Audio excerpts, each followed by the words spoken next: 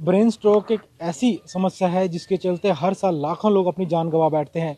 लेकिन चिकित्सा जगत में लगातार आविष्कार होते रहते हैं और नई नई जो पद्धतियां हैं वो सामने आती रहती हैं। अब ब्रेन स्ट्रोक को लेकर भी एक ऐसी ही टेक्नोलॉजी सामने आई है जिससे जो मरीज हैं ब्रेन स्ट्रोक के उनकी जान बचाना डॉक्टरों के लिए ज़्यादा आसान होगा। इस बारे में बात करने के लिए हमारे साथ मौजूद हैं डॉक्टर संदीप शर्मा। इनसे हम बात करते हैं। सर, सबसे पहले स्वागत है आपका ईटीवी भारत में। हाँ, thank you thank you. Sir, ये जो ब्रेन स्ट्रोक काफ़ी गंभीर समस्या है और जो नई टेक्निक जो अब आई है वो क्या है, कैसे काम करती है, डॉक्टरों के लिए क्या इसमें आसानी हो जाती है मरीजों की जान बचाने में? देखिए, अब ये जो ब्रेन स्ट्रोक है तो सीवियर कंडीशन है ही है। जी। तो इसमें हम अब है तो ये खून की नाड़ें जो ब्रेन की सप्लाई है या फट जाती है या ब्लॉक हो जाती है। जी। दोनों ही कंडीशन में हम किसी शरीर के पेरिफेरल हिस्से यानी टांग के जरिए एक तार सी घुसा के उस नाड़ को रिपेयर करते हैं। या तो हम उसका ब्लॉकेज खोलते हैं, जी।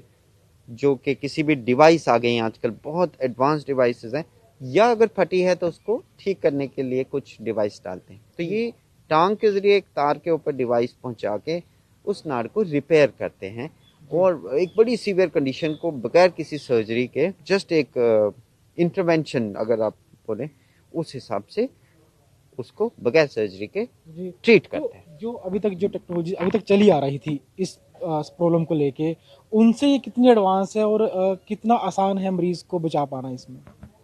देखो, अब चांसेस क्या हैं? अगर हम ये बात करें कि इससे पहले क्या होता था, आप ये पूछ रहे हैं। जी। अब जैसे नाड़ ब्लॉक थी तो अभी जो कुछ सालों पहले टेक्निक आई थी कि एक क्लॉट डिसॉल्विंग मेडिसिन देते थे 4.5 घंटे तक अगर ब्लॉकेज है तो।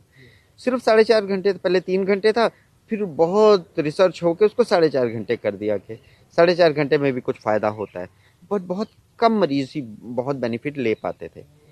अब वो 4.5 के बजाय 24 घंटे तक हम उस नाड़ के अंदर जाके उसको अंदर से साफ कर लेते हैं।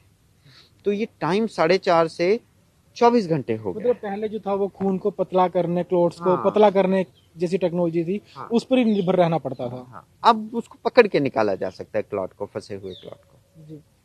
हमारे बगैर साथ कुछ सर्जरी। मरीज भी मौजूद हैं जिन्होंने इस टेक्नोलॉजी के जरिए जो है इसका इलाज करवाया है। सर, क्या नाम है आपका? जितेंद्र मल्होत्रा। जितेंद्र जी, जब आपको ये हुआ था, क्लोट हुआ था, आपको शायद उस समय नहीं पता होगा, तो क्या हुआ था और किस तरीके से महसूस हुआ था? कोई शरीर के हिस्से को असर पड़ा था इसका? शरीर के हिस्से को तो कोई फर्क नहीं पड़ा। जैसे घर में तो यही बताया गया कि मेरे को चक्कर आया था और मैं गिर गया था, हम्म। बस उसके बाद फिर हॉस्पिटल आ गया। जी। सर, आपका क्या नाम है? एक्स सूबेदार गुरमीत सिंह। सर, जो आपको ये समस्या हुई थी तो आपको क्या हुआ था उस समय? मेरा सडनली मैं बैठा था बेड पे, मेरी गर्दन के पीछे कड़क दे के हुआ, आवाज आई। हम्म। एकदम जो पेन है वो स्टार्ट हुआ सिर के ऊपर जाने के, ब्रेन में आना शुरू हो गया। अच्छा। Then I spoke to my sons, they took me straight way to the hospital. मेरे डॉक्टर साहब के पास मैं स्ट्रेट वे वहाँ पहुँच गए जी। Through Max. पहले मैक्स में गए, दूसरे तीसरे साहब ने फिर हमारा शिफ्ट करा लिया। तो इन्हें इमीडिएटली फिर साहब ने पूरा अपना सीटी स्कैन, ब्लड प्रेशर, वो सारा चेक करके इमीडिएटली दे टुक एक्शन, मेरा ऑपरेशन कर दिया। बहुत बढ़िया ठीक तो हूँ। कितना समय लगा ऑपरेशन में और कितना समय लगा फिर रिकवरी में बाद में?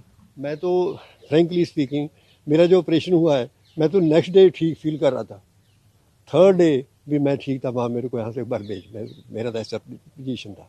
कमजोरी जरूर आ जाती है क्योंकि 2-3 दिन बैक्स में रहा खाना पकाने की, बाकी अदरवाइज ऑपरेशन के जो उसको कोई प्रॉब्लम नहीं हुई। I am feeling well. Sir, आपसे एक आखिरी सवाल है कि कोई आइडिया बता पाएं कि दुनिया भर में या देश भर में कितने मरीज हर साल इसकी चपेट में आते हैं और नई तकनीक आने से क्या कुछ फ़ायदा हो पाएगा, कितने लोगों को इसका फ़ायदा मिल पाएगा?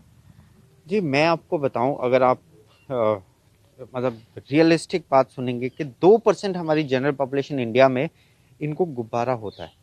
2% कितना बड़ा नंबर है।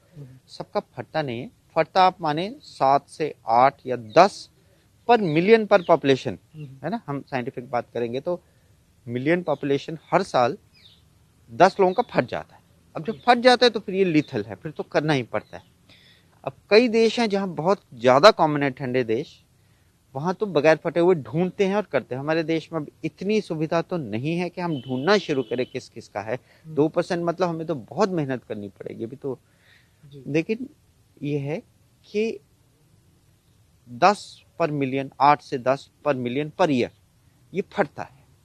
तो और ये किसी को भी हो सकता है या गुब्बारे की लाइफस्टाइल? बात कर रहे हैं। जो ब्रेन अटैक है वो किसी को भी हो सकता है या लाइफस्टाइल के ऊपर भी डिपेंड करता है?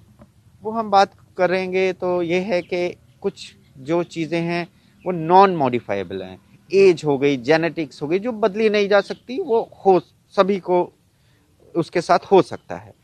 फिर अगर उसके ऊपर हमारा लाइफस्टाइल, ये मॉडिफाइबल चीज, लाइफस्टाइल, ब्लड प्रेशर, ये साथ जोड़ लें तो बहुत ज़्यादा और कॉमन हो जाता है। तो जितना हम मॉडिफाइड चीज़ों को मॉडिफाई करेंगे उतने चांसेस कम होंगे, जीरो तो कभी नहीं होंगे।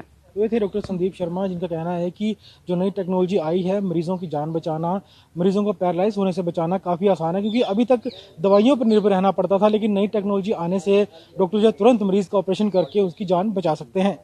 ईटीवी भारत के लिए चंडीगढ़ से विजय राणा।